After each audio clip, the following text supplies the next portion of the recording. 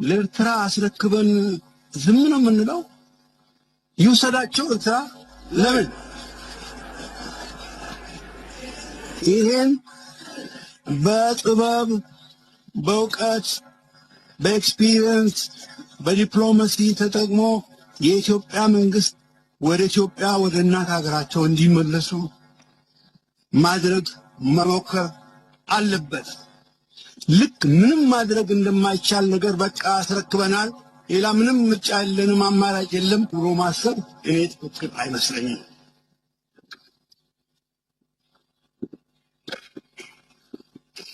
ከዛ አኳያ አቶ ቡልቻ ያሉትን ለየት ባለ መልኩ ወስደዋለሁ። ለምን ለነሱም ተውላቸዋለን የሚል ሐሳብ አላቸው። በኢትዮጵያ የሀገር ሽማግሌ ደንብ ሊባል የሚችል አመለካከት።